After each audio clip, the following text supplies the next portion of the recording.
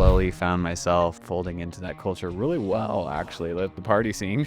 Yeah. So Doing great. doing great until it wasn't so great, and my obsession moved from surfing to the alcohol itself, and really the opportunity to ever pursue something in it went out the window. Probably 2.5 months into it, a light turned on. I should probably go get this MBA and help me pivot, and it really worked out well. I remember this one. I said, how can I learn a lot about business? She's like looking at me like, we're going to business school. That's Yeah. Going from flailing out on this surf career thing, struggling with substance abuse, homeless, and then now you're working at an investment bank, going to school, pursuing an MBA, like that in itself is pretty unique. Yeah, it's a little unique. Yeah. There's no question about it. David, riddle me this. How does a beach scrum from Huntington Beach with dreams of being a pro surfer end up in the world of finance and then behavioral health? Like, make that make sense. It's not a natural career progression. No. When I heard your story, I was like, wait a second. How did this happen? Like, that's the most unlikely story that I heard. There are a couple of twists and turns along the way. There has to be. I guess it doesn't necessarily make sense. Well, I guess really starting at the beginning, yeah, like you said, I grew up in Huntington Beach, California. And Huntington Beach is nicknamed Surf City.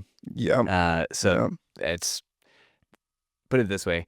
In high school, you don't go to football games there on Friday nights. You go to the surf contest on Saturday mornings. We had the marching band out on the pier and things like that. So it's just everything focuses around surfing in Huntington Beach. Which, like, of course, right? It's like you can surf 365 days of the year, which is unique. A lot of beach breaks and surf spots around the world don't get swell throughout the year. So Huntington attracts a lot of people who want to surf.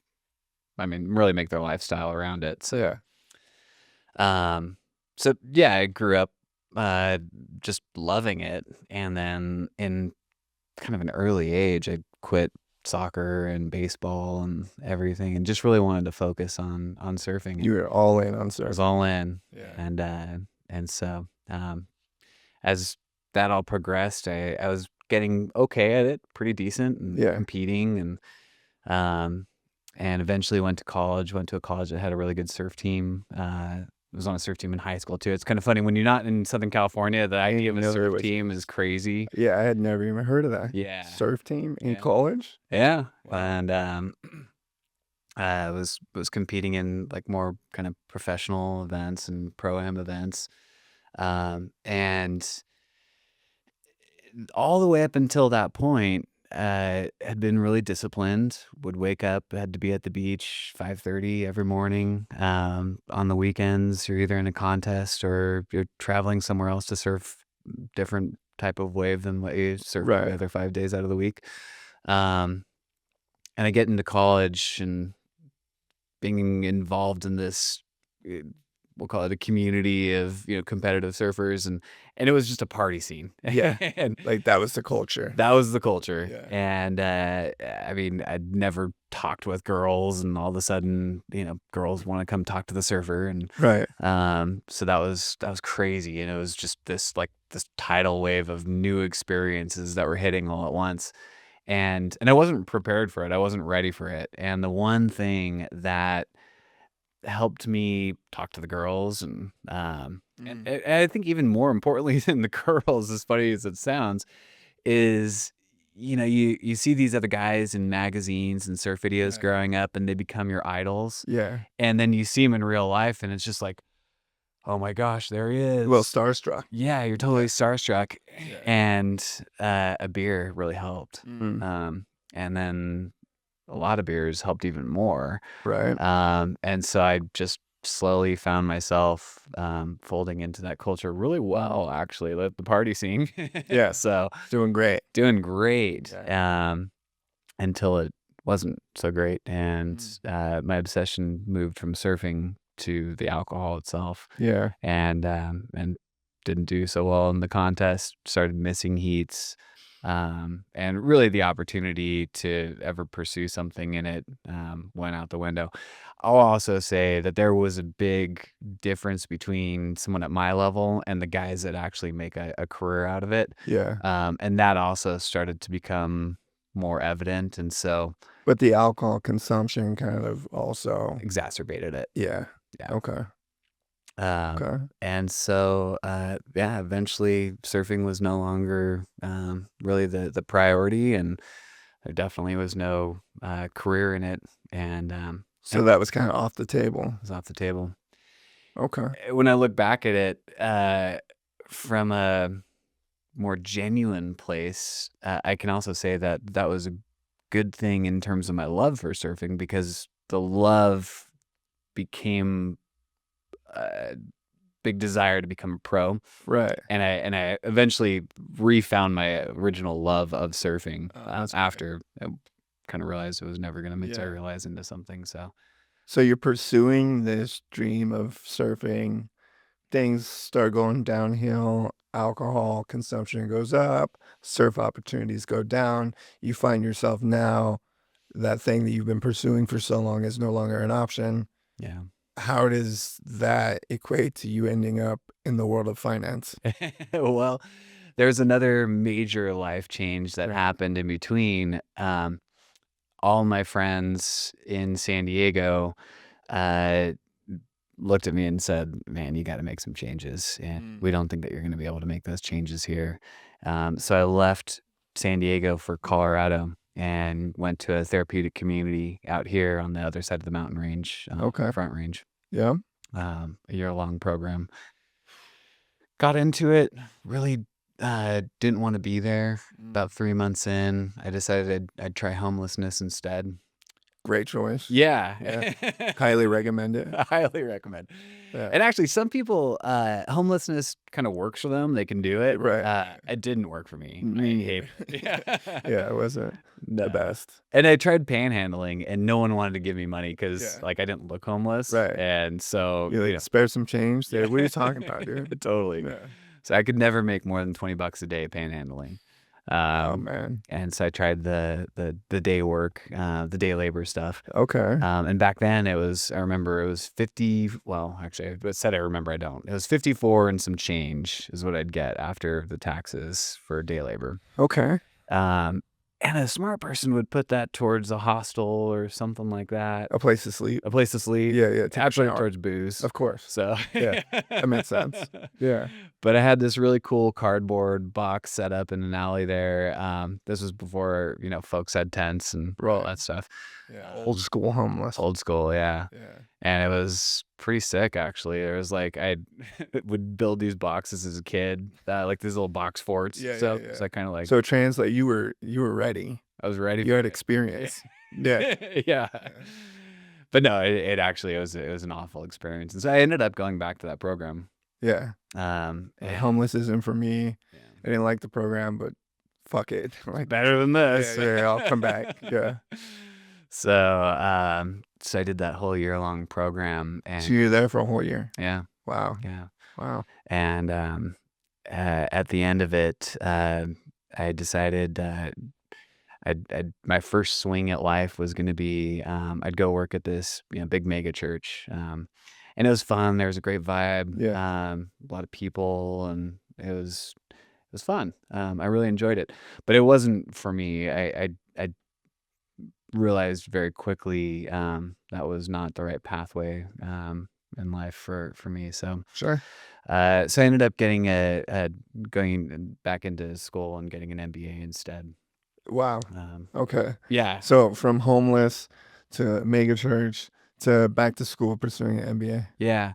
My dad would come down and we'd meet at the coffee shop in the REI downtown Denver. Yeah. And we'd meet on Monday mornings because that's when I had my day off. And for a few months, he would just listen and ask questions. And probably 2.5 months into it, a light turned on. I should probably go get this MBA and help me pivot. Yeah. And it really worked out well because when I first started, I talked to a career counselor, and I knew nothing about business or finance or anything. Right. And I just said, I remember this one. I said, how can I learn a lot about business? And she's like looking at me like, we're going to business school. That's Yeah. Yeah. I'm like, well, I need an internship where I learn business. Right.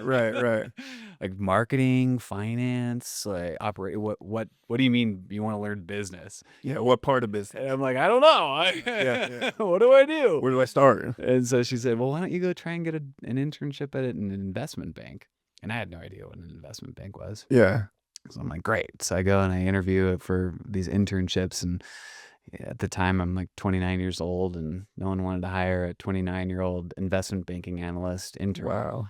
So I realized that the only chance I would have would be to tell them, like, I'll do the internship for free, and in return for the free unpaid internship, knowing that I'm going to be a pain in your ass because I know nothing, Right. I'll come in on Sundays and I'll clean your bathrooms for free. Oh shit. And that'll be like my way of compensating you for this unpaid internship. And these guys are sitting at the Wow. table there and just jaws on the table like, what the hell is going on with Right. this guy? Right. And it worked. Yeah. Gave me the internship. I'm sure. And they're like, we actually have somebody that cleans our bathrooms on Sundays, so you don't need to worry about that. And Yeah. we pay $8 an hour. So Yeah. I'm like, oh. But the willingness to do that was like enough for them to be like, hey, maybe we'll take a flyer on this guy. Yeah, totally. And a month later, I got hired on full time. No shit. Yeah. So it was like, and I still knew nothing. Right. And that first year was really challenging because I'm going to business school in the evenings. Yeah. From 6 o'clock to 10 o'clock, Monday, Tuesday. Well, really Monday, Wednesday, and then going to tutoring on Tuesdays. And then Saturdays and Sundays, I'm in the library. And so that leaves, Monday through Friday business hours with a little bit of extra time on Thursdays and Friday evenings to kind of make up for my lack of experience in this whole thing. Right. I mean, that's pretty incredible though. Like going from, flailing out on this surf career thing. Yeah. Struggling with substance abuse, homeless, and then now you're working at an investment bank, going to school, pursuing an MBA. Like that in itself is pretty unique. Yeah. It doesn't. Yeah, it's a little unique. Yeah. There's no question about it. Yeah. And there were times that first year in particular where I didn't want to do it anymore. Like I didn't like that I was so bad at it. And I also felt that way just being in Colorado where I'm not good at any other sports. I'm not good at mountain things. I'm not good at anything. Right. And so I went from being really good at something in California to being competitive to not being good at anything out here. Wow. For a long period of time. Yeah, that was probably an ego shot right there. Big time. Yeah. And there is something fun about doing things that you're good at anyways. So, yeah.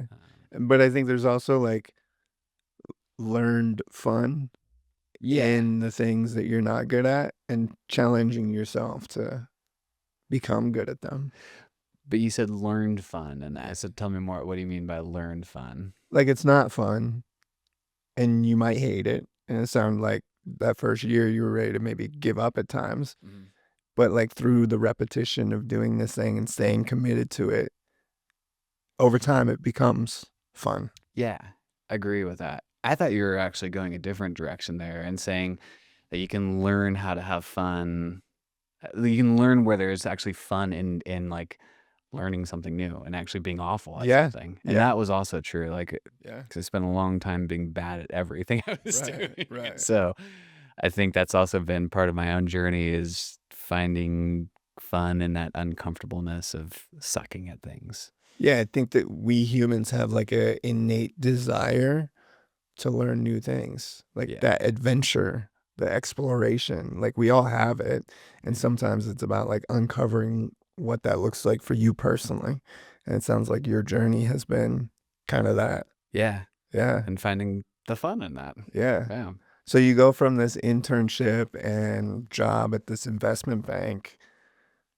How does that progress to like where you're at now? Like take us along that journey. Yeah. So when you get into investment banking, you have 2 years that you're going to be an analyst. And after that 2-year mark, you can uh, continue to pursue investment banking, and which has a few more levels before you become a managing director.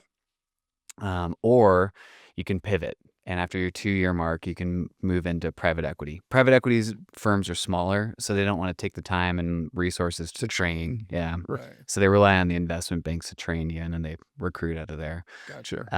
And for a lot of young folks out there getting into that world, you think of private equity as being the target that you want to go for. And so I was one of those people. Yeah. But as soon as I started to get some interest from some private equity firms, I started interviewing with all of them and eventually landed a job with one of them.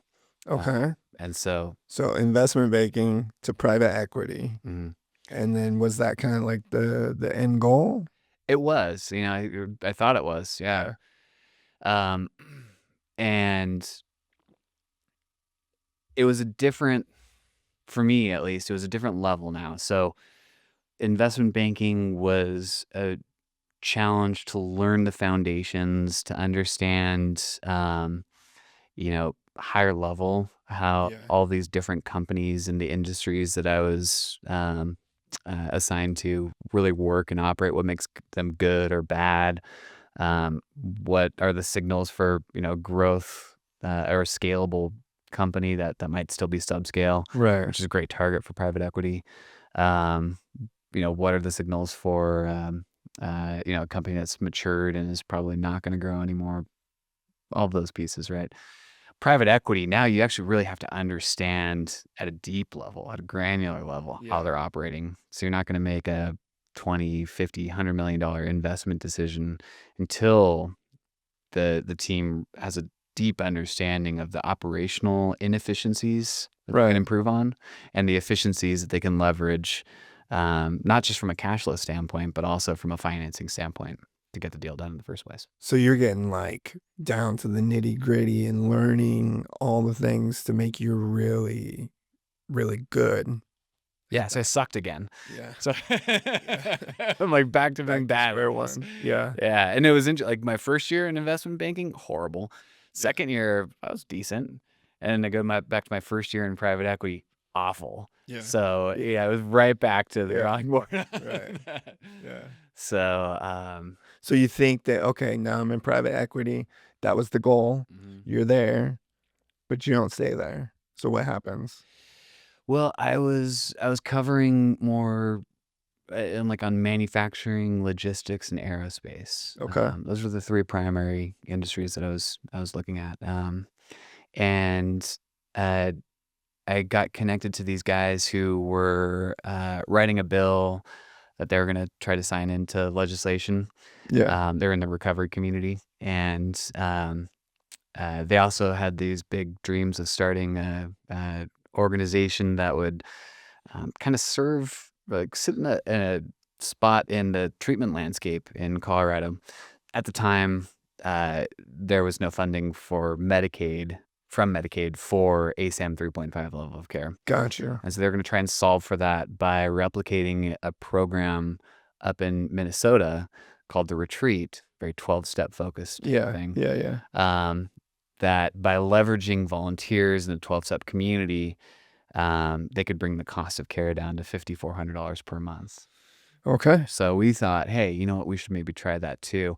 So I'm helping them with a bill that ended up getting signed into legislation, and forming this organization, the Colorado Association of Recovery Residences, which is now the Ohio Recovery Housing Colorado. Okay. And simultaneously trying to start this new organization that we didn't realize it at the time, but 3 other groups had tried that model in Colorado and all failed. And so, but I mean, even if we knew, I think we would have just been like, let's do it anyway. Yeah. So like, take me back real quick. So you're working in finance, private equity, focusing on manufacturing, and then this opportunity to work with these folks on this bill just comes about. Were you still tied to the recovery community? How did that that pivot happen? It would be a really long story. There's so many little factors. Yeah. But yeah, I mean, that's the upshot of it. This opportunity came up, and And I guess it was like something new, and maybe at that time also like a little bit of staleness in what I was experiencing at that point. Okay. Going back to um, finding the fun and the uncomfortability. Yeah. Yeah, there's a lot of factors, but Okay. it was an interesting opportunity to say the least. Yeah. And I felt like, hey, let's give this a go. Right. So I went for it. Yeah. And then, so what happens after that? You work with these guys on this bill. What's the next Well, step? so we're trying to come up with a model to recreate what they did in Minnesota, knowing that we can't follow their exact footsteps. We're gonna have to do it a little differently. Yeah. All of a sudden, we find this property in Evergreen, which is one of the little mountain towns in Yeah. the foothills on the Front Range, um, and didn't have the model figured out. Didn't have staff. Didn't have anything, right? Yeah. But this opportunity to get this piece of real estate comes up, and it was perfect. Yeah. And so we negotiated a deal with the sellers where they sold it for half of what they listed it at, and they carried all the financing for us. Wow. So we didn't have to go to the bank, and they didn't make us do a down payment, and then they actually didn't make us pay them anything for, it was like 6 months or a year or something like that, to give us like some time to ramp up. Right. So it was the opportunity that you just can't pass up. Yeah. And so we said, let's go for it. We Yeah. started the program, which was called Sparrow Recovery, Right. SPERO, which is the Latin word for hope. Love that. And yeah, I mean, it's still going right now. We ended up selling it. Yeah. But you can still go up to Evergreen and they're operating. That's incredible. Yeah. So suddenly you're thrust into the world of behavioral health, and you have a unique opportunity that leads to another unique opportunity to purchase this property. And then next thing you know, you're building a program. What a strange change of events, you know? It gets even more strange because after that therapeutic community that I came out to Colorado for in 2009, Yeah. I was committed to never touching the behavioral health world ever again. I wanted as far. That's why I was in investment banking. Right. I mean, I just wanted The nothing complete to do with opposite it. side of the spectrum. Yeah. Yet somehow, Here I am. some way, you found your way back Yeah. to behavioral health. Yeah. Which, you know, I'm a firm believer that those that are meant to be in behavioral health will eventually be in behavioral health. Yeah. Like you can't get away from it. Yeah, despite how you feel about it. Like, you're meant to be here, man. Yeah. You know? Totally. So you guys sell this program that you built. Mm-hmm. Take me on the next phase of this journey. So now I have a decent understanding of behavioral health. I was the CFO at Sparrow Recovery. And I've been through now not only investment banking and private equity, but also my own startup that we scaled and then sold. So now I've actually got the whole resume to go back to investment banking as a managing director. Kind of got to cut out all those steps to managing director. Right? There you go. And so a little shortcut. Yeah, a little shortcut, yeah. And so I go back into that, and I just focused entirely on behavioral health. I found a healthcare advisory firm that was looking for somebody to step into that role. Nice. So, I think along my career journey, everything was important to get to that point. Yeah. But in terms of accelerating my understanding of behavioral health, that was it. That was what I needed. Yeah. And so I did that for about 5 years where I'm just looking and working with all of these different companies, and some of them I'm just looking at their financials and their models and all the information that I could get from them, maybe providing some advice or some light consulting. Some of them I'm actually advising on mergers and acquisitions, a seller or a buyer. Yeah. And collectively, that meant that I'm getting to see hundreds of behavioral health providers around the country. And so you get like a sneak peek behind the scenes of what's going on as far as the business of behavioral health. Yeah. You're getting to see behind the curtain or under the hood, whatever analogy you want to use there. Wow. Of a lot of them, and back to back to back, over and over. And you start to see these patterns. And I think early on, the nothing made sense. I couldn't tell what made a Right. group good or bad or whatever. Yeah. And then I started to see what made certain groups really good. Mm-hmm. And then I could start to see what made certain groups really bad. Yeah. Yeah. and after enough iterations of it, I could start to kind of get a sense of, man, of the, 15 things that they could be doing right now, they're doing like 11 or 12 of them. I Right. wonder why they're not doing those other, 3 or 4 that like would be low hanging fruit. And Right. it also started to resonate that, well, they've got investors and limited partners on the deal, and or maybe they're private equity backed, or Right. whatever it is. Like, So maybe there's some barriers to what they can and can't do. yeah, Yeah. like they have to deliver returns to their investors, Right. and so maybe some of these things that like I think they should be. I've seen these other guys over here doing that. Like, you guys should totally do that too. Yeah. Well, they can't because they have to deliver returns to their investors. But then these guys that were doing those other 3 or 4 things, they're not doing like 10 of the other things that these other guys are doing over here. Yeah. But they're only doing that because they've got the capital to be able to invest in those systems and processes, whatever it was, Right. that allowed them to.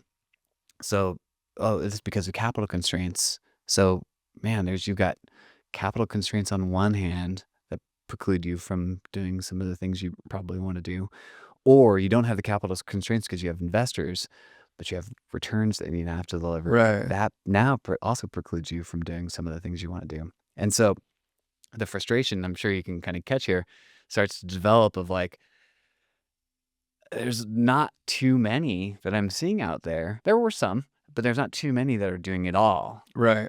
And that frustration started to like, I think, manifest in me wanting to have more control over their operations, not just being their advisor on a mergers and Right. acquisitions deal, Right. but actually like The wheel started to spin as like, well, shit, like maybe I could do this. yeah, Yeah. yeah, Maybe I want to do this. totally. Yeah. And after Sparrow, I think there's a little, I don't want to get into the whole story, but like there was some trauma leaving all of that, and I thought like maybe I don't want to do that again. Yeah. But now you have this experience of Yeah. seeing all these businesses, some that are doing really well, others maybe not so well, and you're like, Yeah. but you don't have a voice in it because they're not your companies. Yeah. Right. And that like interest or the desire to do it again really started to like pick up and well up. Well, you must have been frustrated. Yeah. Yeah. Because you can give them all the advice, Right. Until you're blue in the face. Yeah. That doesn't mean they're actually going to execute on that advice. And most of the time they don't. They get the cool pitch deck or, Right.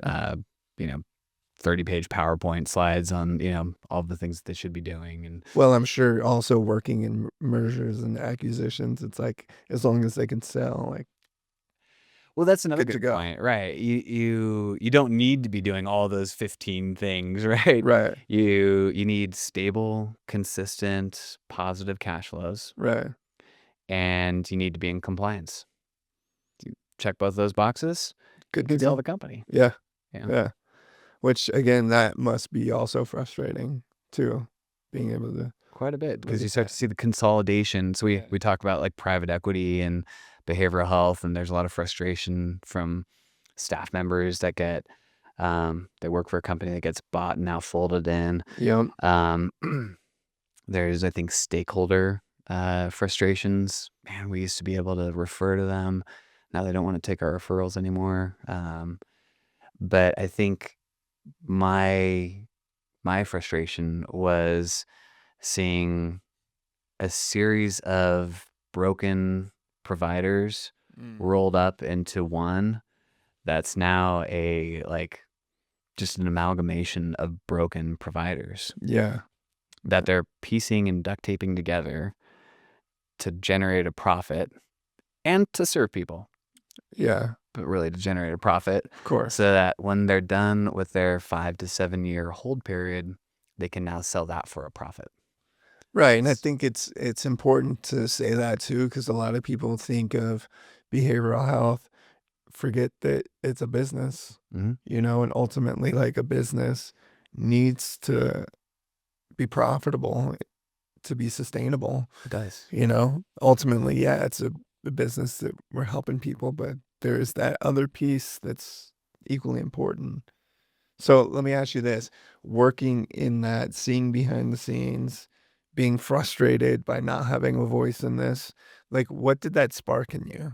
Like, when did the light turn on that you were like, you know what? Let me take another swing at this. The light came on gradually. Okay. It I started to think maybe I could pull together some investors and, do something, or maybe there's some opportunities that could come up. But simultaneously, I would always go to committee meetings. Didn't have anything to do with mergers and acquisitions. Right. The committee meetings for various things, recovery, treatment related, healthcare related around the state. Sometimes with an intention, sometimes just to go, Yeah. not knowing what might come out of it. But one thing I can kind of give myself a pat on the back for was whenever somebody would ask if I wanted to go to, join into a committee as an observer or potentially even become a member of one, I would always, maybe not always, but I would usually say yes. Yeah. And those beget new opportunities. So you say something in one of them that somebody liked, and then they invite you to another committee, and then you say something there that someone liked, and they want you on the, whatever, right? Yeah. It turns in, those opportunities turn into more opportunities. Right. When you say yes, it does. life says yes back. For sure. Yeah. I usually say no. So makes sense. Yeah, and you're not getting paid for these things either, right? So, and they don't really relate to your actual job, so it's easy to say no. But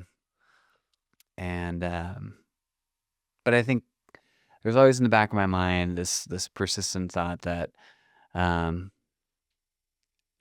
I was doing as a mergers and acquisitions advisor was a great way to make money, but it wasn't ever serving like my purpose and my meaning in life. And so at that point in life, it felt like, worst case scenario, this is at least a way for me to live into my meaning and my purpose a little bit more than just doing M&A, which is really just about making money. Right. So. Right. Which is important. Yeah, I think a lot of people feel like you have to choose one or the other. But I think in my experience, those that are happiest and successful find a way to do both. Yeah. Yeah. And so as time progressed of, that light like slowly coming on more and more, it became excruciating to advise other people. Not that I don't enjoy many of the aspects of that. Right. And I love getting to know other people in the industry. And even when I think that they could be doing it better, I also have to remember that my perspective is just my perspective. Right. I could be wrong, and a lot of times I am. Of course. I'm often wrong. Yeah. And so I got to give a lot of grace there, I think, to that period of life as well. That like I was still learning. I was still like seriously, every new person I met, every new business I analyzed, every new set of financials I got to put into a spreadsheet and work through. Learning more. I'm learning something new. Yeah. And quite often it was learning what not to do. Right. And sometimes it was like that little nugget where you're like, there's no way I ever would have learned that unless I met this guy and worked on that project with him. I never would have learned it. Right. So it's like all these opportunities and these things lined up kind of perfectly. Yeah. To get to where you are now and to have the knowledge and experience to now be the CFO of Ava Health. Tell me about that. It's still, it very much feels like now the learning curve is kind of reset again, right? Yeah. It's like, I suck at this. I got to get good again. And I think I have a little bit better baseline to go off of now than I did, 15 years ago. But there's still some of that excitement, the fun of taking on this new task, that challenge. I have to get better at. Yeah. So, Well, I would say that I don't think anyone here thinks that you suck at this. You often say things that blow my mind, and most of the time you say things that I'm like, I nod and I just agree with, but I have no idea what you're actually talking about. I think you're brilliant at what you do, and I think you're where you should be. well, thanks. Yeah. And I think my favorite thing over the last year of working with this team is once again meeting that guy who says something or does something where I'm just like, "God, I never would have thought of that. That was brilliant." Yeah. Or like, you know, just being exposed to like new software applications and Yeah. AI integrations that I never got to work with before, or not to this degree at least. Right. And spending like that all nighter, frustrated, banging my head against the keyboard, like, why won't this work? Yeah. Yeah. And eventually it finally does, and it's like, oh gosh, that was so simple. Yeah. And so these little like micro learning opportunities that happen daily. Yeah. And as our team's growing and we're bringing in all these new people with their different backgrounds, and it's like, our new UR rep, Kat, it's like, oh my gosh, I never thought about it like that way. That was brilliant. Our billing specialist, Chris Morel, and like, wow, I didn't tell me more. That was like really thoughtful. Like that was our accountant, Riley, like just doing things that just blows my mind, especially working with you and Erica and Chris and I and Ani, Carla, Eric, like just like the director level kind of folks where it's like, you guys come in with so much breadth and depth of experience I've never been exposed to. And so it's fun. Like I really enjoy the learning aspect to it and just getting better at my craft. And yeah, I get to also then bring in my craft into the mix as well, which is being a strategic CFO. Yeah. And so it's fun that like I have something I can contribute also. And yet also learned so much from you guys. Well, and what's great, I think, from my perspective, and you can talk more into this, but you have now a accumulation of life experience that puts you in a position now to do something different, you say? Like Ava Health is different, right? Especially out here on the Western Slope in Colorado. Like some of the things that we're doing could potentially be like groundbreaking for the industry at large, And I think that that's like a huge opportunity. Yeah. Okay, here's what I love about that. So we could approach doing something different. It wouldn't be really approaching it differently. We could approach this from the lens of you think of the exit the day you start. You're looking at the sale of your company from inception. There's a clever way of saying that, but and it's a sell. Yeah. And if we were doing that, we kind of would be like everyone else ish. A lot of folks don't even think of that, right? So if you're at least thinking of having the exit in mind from day one, you're definitely in that like top upper echelon of startups. Yeah. We're not thinking about the exit. Right. We don't have investors that we have to repay. We don't have any of that stuff. So we're not approaching this from the lens that really anyone else would. We're approaching it from the lens of how do we make the most impact? Yeah. Right. Like, and that does come to sustainability, right? So we do have to think of the financial impact of what we're doing. But we're really coming at this from the approach, not of we're going to try and sell this thing in 5-10 years. Right. We're coming at it from the approach of we want to be in 10 different states in 5 to 10 years. Yeah. So what do we need to do now with our model so that we're set up to scale so that we can have more impact, not so that we can make more money, so we can make more impact. And that's like unique to be in a group of people who have that same perspective. Yeah. Because we could all be making a lot more money doing something else, even in this space, right? But like, right. You don't make a ton of money in the Medicaid side. Correct. So, Yeah. so we could all be making a lot more money doing something else. Yeah. And yet we all have this common interest of, it's really about impact. The money will come. Yeah. If you do the right thing, you're going to be able to put food on your plate. Right. So yeah, that's a unique in itself perspective. But we're not starting with the exit in mind. Right. We're starting with, how do we get to 10 states? Impact. And make the most impact people in mind.